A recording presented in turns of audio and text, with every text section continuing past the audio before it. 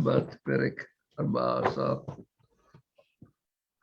Daf, Kuftet Hamoud Bet. Donc Shabbat, chapitre 14, 109b. לרפואה משה בן ימימה. Birfuat, Moshe Ben Yemima et Daniel. Daniel, tu as dit? Non, je ne sais pas c'est qui. Des fois, chez les Serge Yosef Ben Gezela Alice.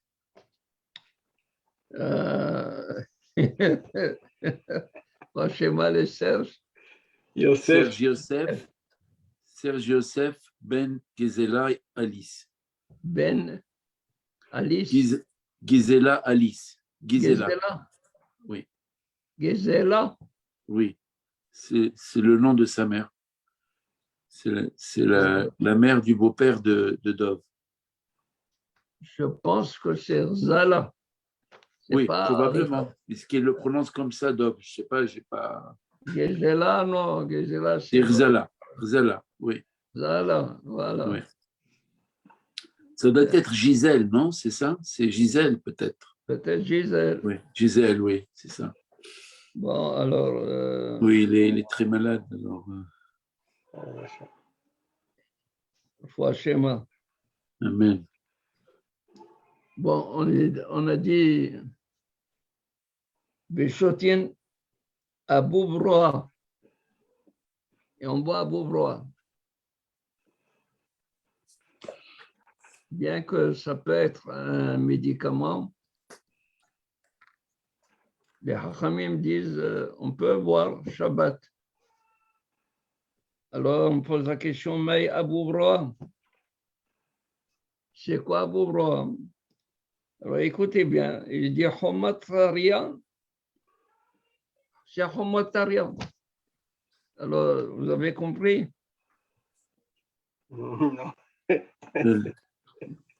Ça semble être. Il dit alors, je t'ai demandé de m'expliquer, tu me dis Homataria, moi je ne connais pas Homataria. C'est quoi Homataria? Mais Homataria. Alors il lui disait Hutra Yehida. Hutra Yehida, c'est-à-dire c'est un Bâton. Un arbre qui a une seule branche. Hutra branche. Yehida unique. Il laisse pousser une branche unique. Ça a un nom, ça?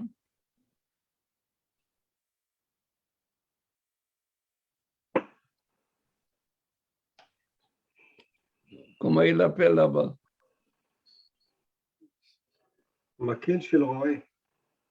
Ils disent le bâton du berger. Un bâton de berger.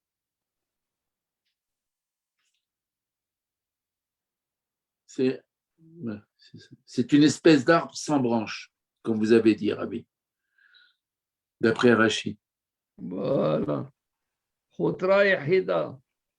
Le bâton du berger, qu'est-ce que c'est que ça? Peut-être le bâton que le berger utilise et qui n'a pas de branche. Dans Had Gadia, on a dit. Oui. Dans Had Gadia, il a frappé le chien avec. Ouais. Hutra, ça peut être un bâton, mais ici, c'est la branche.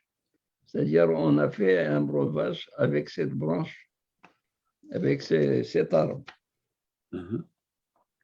Les mains Abdallah, pourquoi ce breuvage? À quoi il sert? À quoi il sert? Il lui dit les Gilouya. Les Gilouya, c'est-à-dire si quelqu'un a bu de l'eau qui est restée découverte la nuit, vous savez que on ne doit pas laisser découvert ni du lait, ni de l'eau ni du vin la nuit, parce qu'il y a des serpents qui peuvent venir boire. Et quand ils boivent, avant de boire, ils jettent leur venin.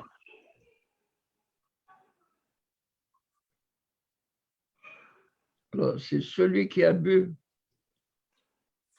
bien entendu, un liquide ou de l'eau, tout simplement de l'eau qui est restée découverte la nuit.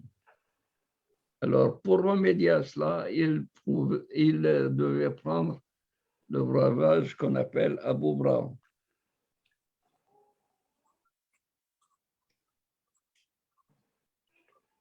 Mais s'il ne trouve pas du tout cet arbre, il n'a pas pu faire ce breuvage comme ça. Il a l'ité Hamsha Klili, qu'il apporte 5 roses. 5 roses. De Hamsha Kusta de Shikhra. Et 5 verres. Shikhra, c'est-à-dire c'est le shekha, c'est la bière qu'il faisait avant.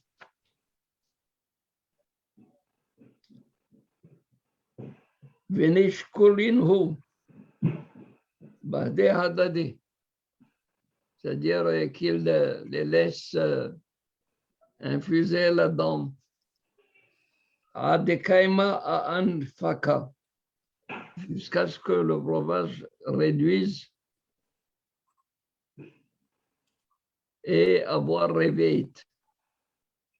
Réveillé, c'est-à-dire à peu près 86, un verre normal, 86 millilitres. Donc, il a commencé avec 5 verres, il va attendre que ça devienne Voilà. bien condensé. Et il le boit. Vénishti, et il le boit. Et c'est comme ça que il peut neutraliser le poison si jamais il a bu en même temps que l'eau, le poison ou le venin qu'a laissé le serpent.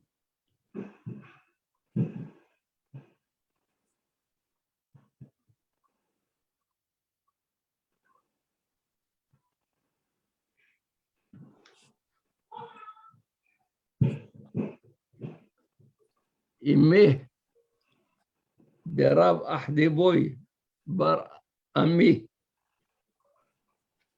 la mère de Rav Ahdeboy, le fils de Ami. C'est donc la femme d'Ami.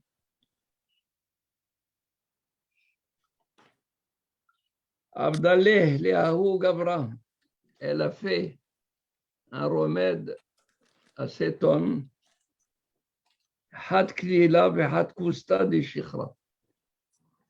Au lieu de prendre 5 roses et 5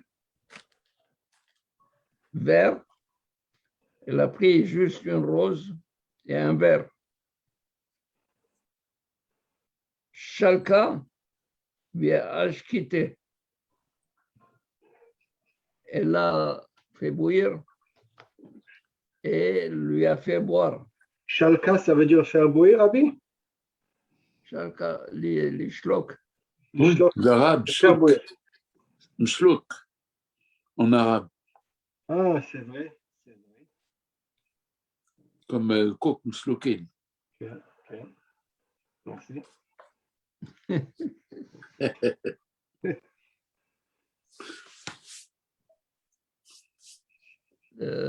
Dans le temps, on apprenait le français comme ça. Oui. Et les carottes rizou, Rizou. la pomme de terre batata.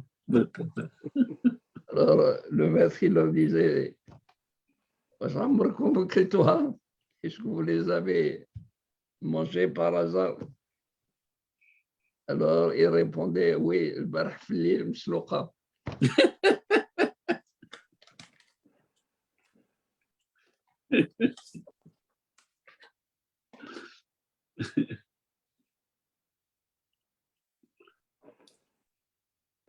C'est l'époque héroïque. J'ai appris l'arabe avec ma grand-mère, moi.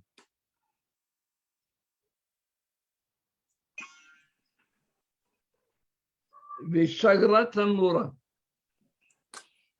Elle a chauffé, c'est-à-dire elle a préparé un brasier, l'a chauffé, vigrafté. Elle a enlevé, c'est-à-dire une fois qu'il a été bien chaud, elle a enlevé toutes les braises. Il était encore chaud. Grafté. Veotbiete, les benata begaver. Alors, elle a fait asseoir à l'intérieur. Venafa keutsa yarka. Il est sorti, c'est-à-dire il a vomi keutsa yarka comme une branche de palmier verte, c'est-à-dire le poison était et le venin était vert.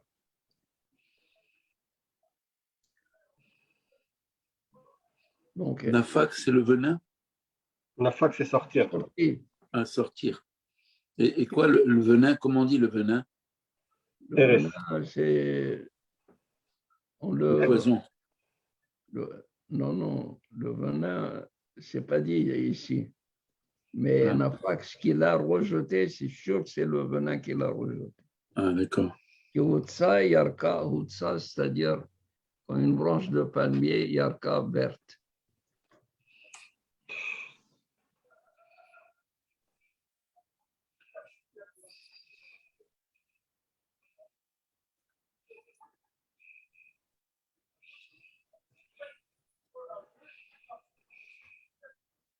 On m'a raconté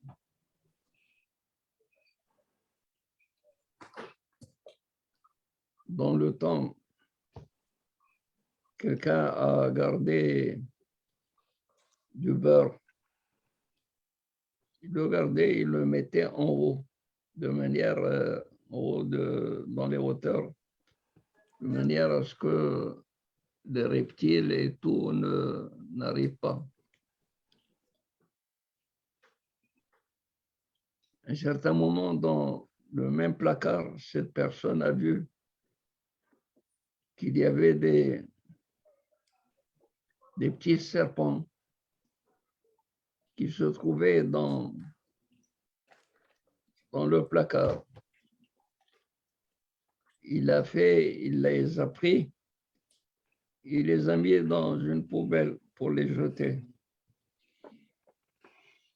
Quand la mère est venue, elle n'a pas trouvé ces petits.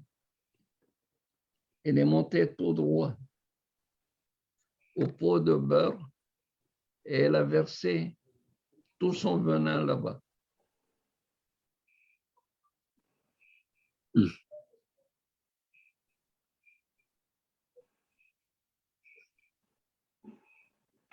À un certain moment, cette personne a eu un sursaut de conscience. Il a ramené les petits à leur place. La maman, les ayant trouvés, a fait toutes sortes de choses pour pousser le pot, le casser, afin que personne ne puisse prendre de poison. Wow. Ça veut dire que une fois qu'on lui a remis ces petits, Elle aussi, elle avait la conscience de ne pas faire du mal. Incroyable. Extraordinaire.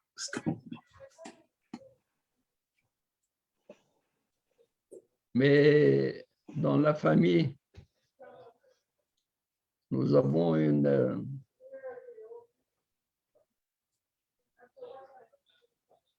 histoire qui est véridique, qui s'est passée. Mon Rabbi Alav Shalom était bébé, enfant. 3 ans. Le père se trouvait en dehors de Marrakech. Et l'enfant a eu une poussée de fièvre parce que il a langui son père.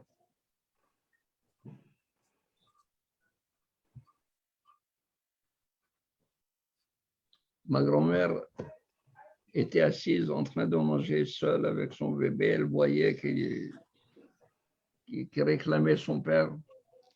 Et voilà qu'il y a un serpent qui est venu,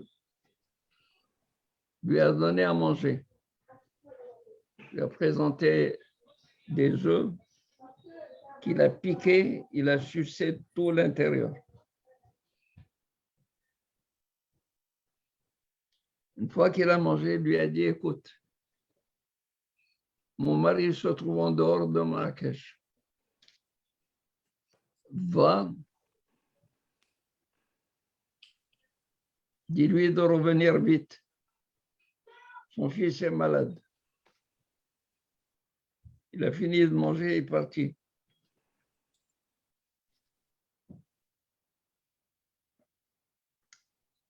Mon grand-père était à cheval avec des Arabes. Il voulait partir à un autre village. Voilà un serpent qui se met en travers de lui, qui ne le laisse pas passer. Il essaie d'aller dans une autre direction, le serpent revient là-bas. Ne le laisse pas passer. Morzekini, mon grand-père Al-Shalom Hacham, a dit, ce serpent, il est venu messager. Peut-être qu'on veut que j'aille à Marrakech tout de suite. Alors il leur a dit, mettons-nous dans la direction de Marrakech. Il s'est mis dans la direction de Marrakech et le serpent a commencé à aller au-devant de lui. Alors il leur a dit, écoutez, je dois repartir à Marrakech. Il est revenu, à peine arrivé.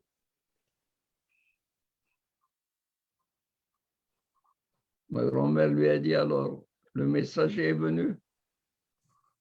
Est-ce que tu as eu son message? Il lui a dit, c'est toi qui l'as envoyé? Il lui a dit oui. Et ça, c'est véridique. Marabou Maasecha. Incroyable.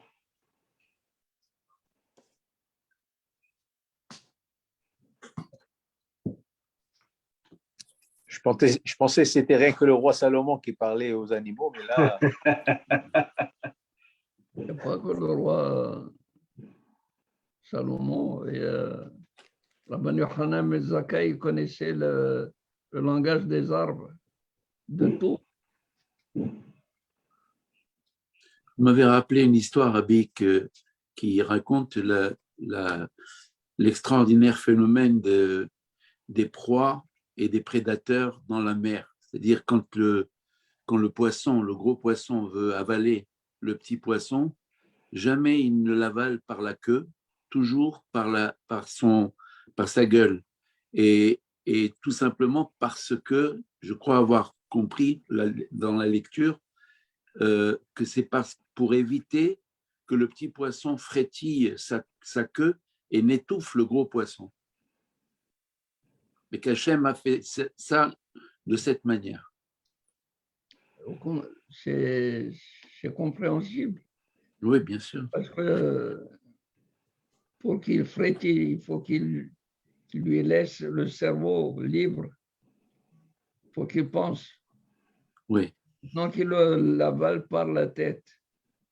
Il tue le cerveau et le poisson n'a plus... Voilà. Ouais. Mais moi, ça m'avait impressionné de savoir que ça venait dans le sens vraiment face à face. C'était très impressionnant.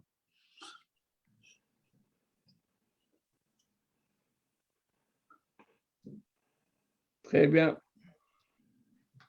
Rabavia. Aïe, aïe, aïe. Non. On va s'arrêter là, Rabbi. Oh. Baruch Adonai Le'olam. Amen, amen. Amen, amen. Il est 6h moins quart.